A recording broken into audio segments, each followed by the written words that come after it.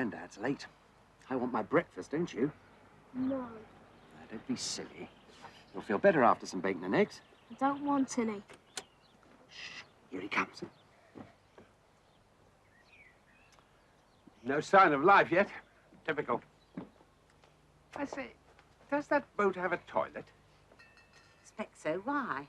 Well, at sea, they usually go over the side. Tony wouldn't do that. Don't you believe it? Last time I was in the West End, I saw a man his age going in Shaftesbury Avenue. In broad daylight. Not Tony. Ah, same type. No self-discipline. I'll come back for coffee before I go. Right.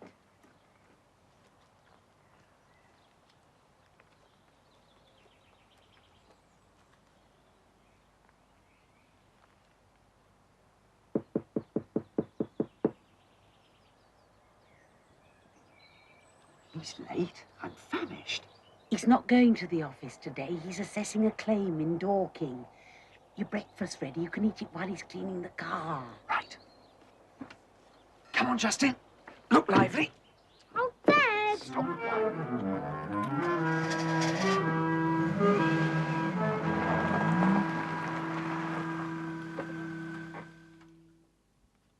Don't you want yours? I'm not hungry. Eat. I can't. All right, leave it. Go upstairs and go to the lavatory. I don't need to. Go anyway. Justin, do as I tell you.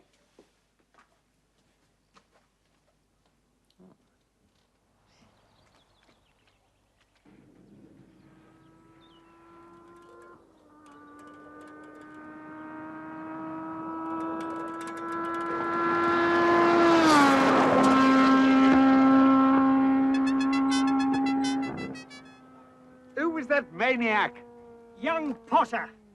They're all the same. Use this lane like a racetrack. Are you Mr. Bodley? That's right. 35 years without a claim. Well, you haven't lived in these parts then, that's for sure. You've got a nice house there. Well, it will be when we've got the garden straight. Well, don't be in too much of a hurry. Last chap that lived here had a heart attack cutting the grass. Take care. Cheerio. Listen, Mother, Justin's not ill. He's sulking because I'm taking him to school. School? You're going home? No, the local school. Oh, he was doing so well. I'd keep him at the old school if I could, but it's too far. It's not practical. Poor little chap. Naturally, he's upset. He'll be better off here. It's much healthier. Oh, here's Dad. That's all right. Stay where you are. I can't do much else, can I? Morning, Dad.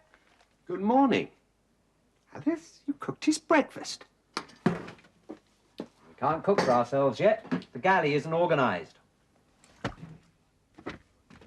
I didn't realize you'd be enjoying our hospitality so soon. When you stormed out, I understood you were never going to darken our door again. Stormed? Oh, I didn't storm. Cup of coffee. Sue's coming over. Oh, how lovely. Haven't seen the baby for over a month. What about these women you got coming in for coffee? What about them? Well, we don't want them to meet Sue, do we? Why not? Oh, baby. They'll enjoy seeing her. We don't want to have to explain. Look, they're friends of Ruby Pugh's, neighbours. You said one was the vicar's wife. Oh, she's grown up, you know. She knows the facts of life. You'd better phone Sue and tell her not to come until after they've gone. Nobody worries about illegitimacy these days. Nonsense. I've been a Christian all my life. I know what vicars are. Right. Look, they'll have to know sooner or later. Possibly. But I'm trying to ease into this community gradually. It's bad enough having Tony here. What was that, Dad? Your mother's got some women coming in for coffee this morning, and I don't want to have to explain to the locals that you and Sandra don't get on. Well, I don't see why you've got to mention us. Ignore you mean? Well, why pretend? Who cares? I care. I don't want the place to look like a shanty town with you and Justin out there like the boat people. I want to convey an atmosphere of normality. Normality? Well, there's no such thing. No reply. She must have left. Blast. Well, see, she keeps out of the way. No hoiking out her breasts and feeding the kid in front of them. If you're talking about normality, breastfeeding is the most normal thing there is. All bodily functions are normal, Tony, but they're best performed in private. Which reminds me. Justin, come on, get cracking. Can you give us a lift to the village school? What? Justin's starting there this morning. Come on, Justin. I'm not come on, none of that. Grandad's going to give us a lift in his Austin Princess. Big deal. When are we going to get any privacy? Does it matter all that much? Yeah, our lives are slipping by. There's lots of things we've never done. With them in the house, we can't even have a bath together. Is that what you want? Well, got a lot of time to make up. It's 1983, you know. We missed the swinging 60s altogether. Open this door! Your granddad wouldn't like it if I break the lock. He certainly wouldn't. He's locked himself in. Justin, Yes? are you all right? Yes, thanks. Well, I know he's all right. The trouble is, he doesn't want to go to school.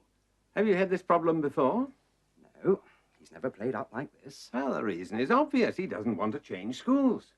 It's another emotional upset on top of being taken away from his mother. You talk as though I've abducted him. She threw us out. Now, you're playing with words, Tony. The fact of the matter is that you are depriving your son of the soothing comfort of a mother's love. The last soothing comfort he had from Sandra was the weight of her hairbrush on his backside.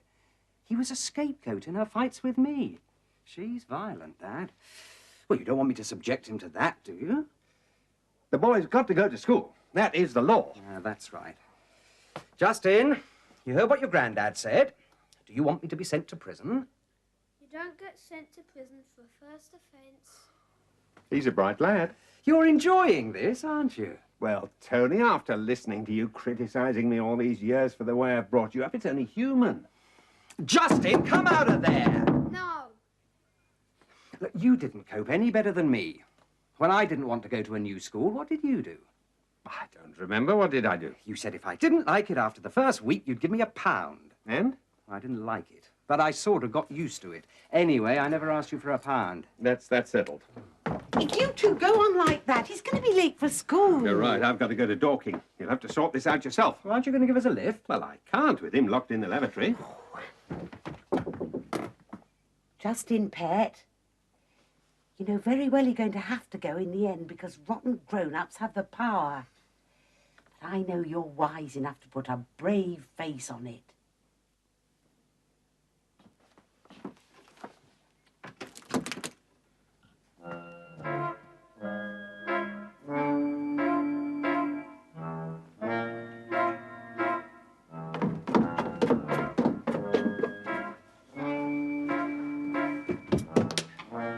I'm just off. Try and keep Sue out of the way if you can. Gerald, I'm proud of Sue. I'm not going to behave as if I'm ashamed of her. No, of course not. I think I'm going to get her to have a word with Tony. I think his advice might be quite helpful. I've tried talking to Tony myself. It's hopeless. You can't imagine learning anything from your own children, can you? What are you getting at? I've got to go. They'll run the battery down. Justin, that's in the back. Dad, In the back. never Come on. mind me sitting in the front. Don't argue.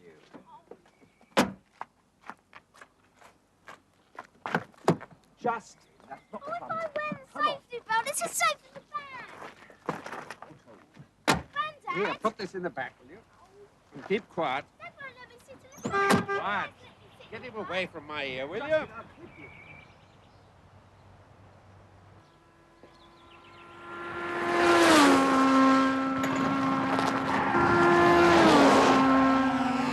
Idiot. Thank goodness I haven't got him behind me. Look out!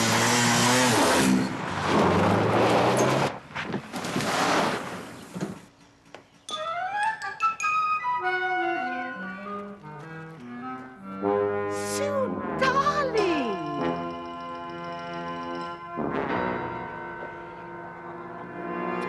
Hello then. Hello, Lizzie.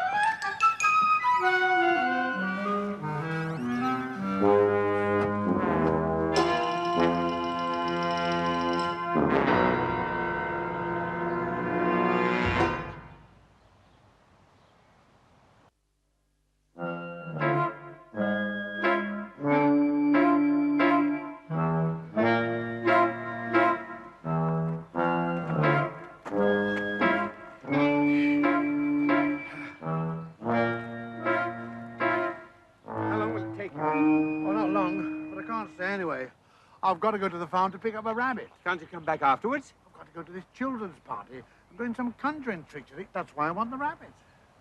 I want a first-class job. Don't you worry. Once I finish it, no one will ever know that you drove into that field. It was that fool Potter and my daughter. But if it turns out to be a garage job, I shall go for them. I don't care. I've got some good friends in the legal department. Leave it to me. Gerald, can you come right away? There's damage to the car. This is important. You think this isn't? And if there's any complaint after I've finished, no charge. How's that? Poor Sue. Don't know what your father's going to say. Don't let's tell him. No, sooner we get it over with, the better. I wish you wouldn't interrupt me when I'm trying to decide whether to make a claim. Car's hardly scratched. Maybe damage we can't see. Dad, I got some bad news. They're closing the creche. It's the cuts, isn't it awful? Well, they're trying to rationalize the social services. I think I ought to drive the car round a bit, you know, before Charlie starts on it. Gerald, they're putting a rent up. Well, there you are. That is inflation. Once he starts on it, it'll be too late to get an estimate. Gerald, listen to Sue. Got to go. Your daughter's very upset. So am I. Car's only a thing anyway. What? May I? They put the rent up 50%. I've tried to get another place, but when people find out you're a single-parent family, they don't want to know. And then there's Donald. What's he done now? Well, he won't stop pestering me. Don't hesitate. Go straight to the police. Well, he keeps pestering me to marry him. As if that wasn't bad enough, he's always fussing about the baby. Fussing? Oh, he's convinced I'm not looking after her properly. He wants to know her weight every damn day. Wants to bath her and all that sort of thing. He objects to me taking her to work. He's like an old hen. I just don't know what to do. I'm desperate.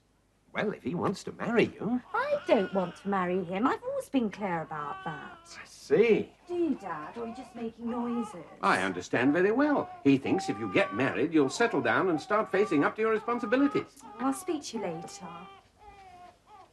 This fellow Donald isn't too bad. He's obviously prepared to accept his responsibilities. Sue doesn't love him. Love and marriage are two separate things. Thanks. Can be. Can be. I'm not talking about you and me.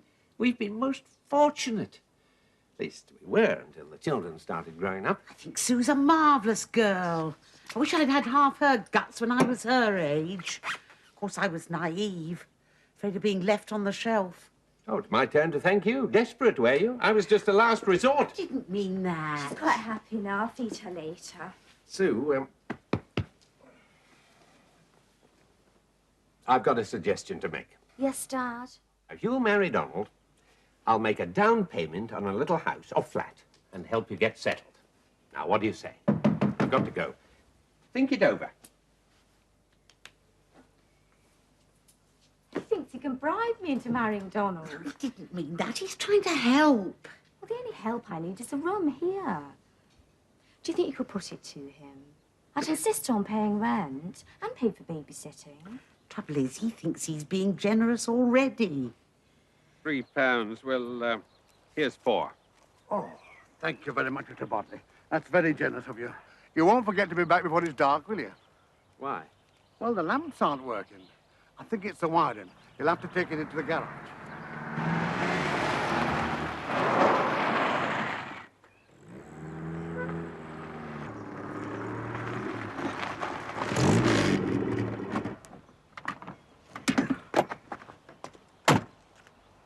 Which of you is Mr. Bodley? I am.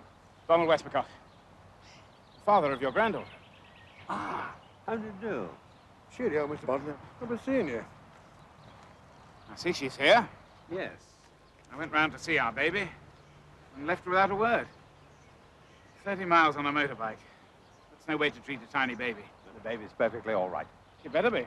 Otherwise, there's going to be trouble. Listen to me. No, you listen to me. I don't know what sort of parents you were to Sue, but mine taught me that babies need love and care and time.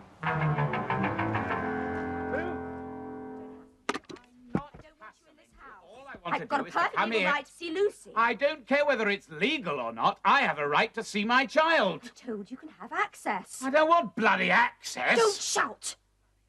I'm just going to feed Lucy. With a cigar in your mouth? What are you going to give it a drink? Gin and tonic? You're going to go on like this, I'm going to scream. You're going to scream? Ah, you found her then? I haven't found the baby. I'm warning you all. If she's not getting the proper attention, I shall go to the NSPCC. That won't be necessary, I can assure you. Now, calm down. I'll get my wife to make you a cup of tea. I don't want stimulants. Tea, I said. He's a crank, Dad. Take him away. Get him out of here. I can't stand it any longer. He's a loony. I'm a loony. Will you excuse us for a minute? Your daughter takes our baby in the middle of... Quiet. Go upstairs. I'll send for the police. Discuss your private affairs in private. And try and keep your voices down. Ruby, I do apologize. We had an unexpected visitor, a little family disagreement. But come in and introduce me to these charming friends of yours. This is Dorothy Knowles. And this is Virginia Meacham, the vicar's wife. And this is... What's the vicar's wife going to think? They'll all be chatting. I don't expect they'll notice. How you could ever be the father of my child? Oh, don't think. absolutely. I must be Wrong. absolutely Absolute gibberish. That's your trouble. That's always been I'm your really trouble. getting fed up. Don't be so stupid. What about Fish are so quiet, aren't they? Have you fed her properly? I bet you Here we are. This is an unexpected pleasure for me. I was quite resigned to being away.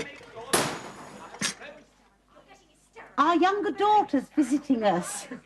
You have more than one? Yes. The married one lives in Somerset. Out of earshot. A black or white? White. Bring the cake round, Gerald. Sugar, Ruby. Now, I've got the thingies, thank you. And how is your lovely son? Oh, he's a tower of strength. I don't know what we'd do without him. Justin, wait a minute. Wait, he's run away from school. Well, where'd he go? Excuse me. Justin, come on, open this door. Look, you don't want me to get Grandad, do you? Come on! cut that out, will you? You're frightening my baby with that noise. Your baby was crying when I got here. What's your problem, anyway? Mind your own business. Justin! Let me in! I used to enjoy the Forsyte saga, but I haven't watched very much since. Stop that noise. There are people downstairs. Open this door! No. If you don't stop it, I shall call the police. The police? Sue! Open this door! Justin! Grandma! Grandma! Grandma! There's a man up there trying to kill my aunt. She says he's going to call the police. And there's no toilet paper. Excuse me. I beg your pardon. Hello. You must think I'm an oaf, Mrs. Bodley, but your daughter... Donald? Yes? I'm Sue's mother. How do you do? How do you do? Now, this is Mrs. Pugh. Mrs. Pugh, how do you do? Mrs. Knowles. How do you do? Mrs. Meacham, How the do you do? vicar's wife, and Mrs. How do you do? Now, when your ovum was fertilized by Mr. Bodley... Steady the buffs. I'm not embarrassing you, am I? After all, you did it 4 times. There's a time and place for everything. I don't see how you can be embarrassed, Gerald, after what you said to me about the bath. I don't want to now. The point is, you were married when you started having children. We were married before, as a matter of fact. Then you were lucky. We were disciplined.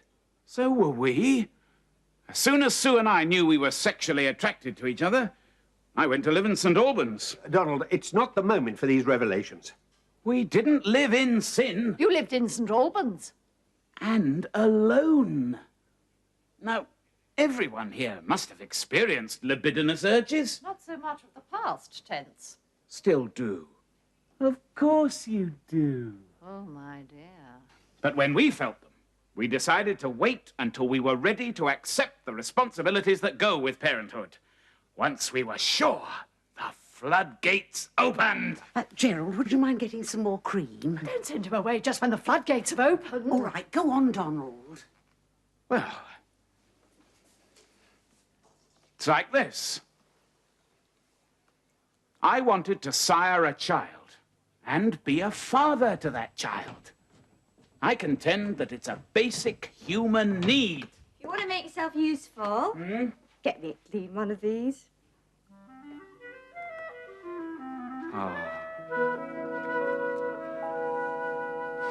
It's really a compromise. I let Donald change Lucy now and then, feed her and burp her and whatever, but by appointment only.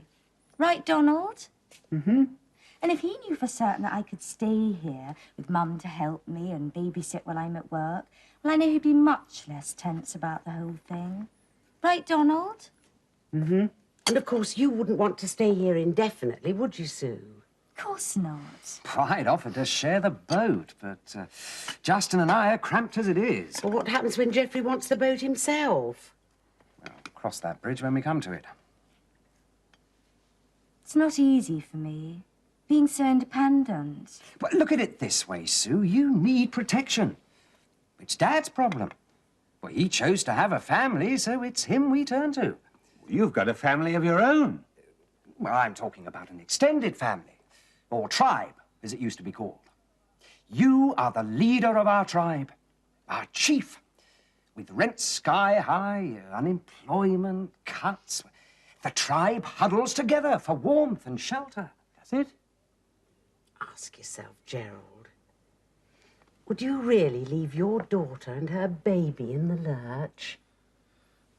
Of course he wouldn't. Well, that's that settled. And since you've made the right decision, and I knew you would, well, try and enjoy it. There's a good girlie. You did the right thing, dear. Much better for Sue to stay here for a while. Night-night. Night-night.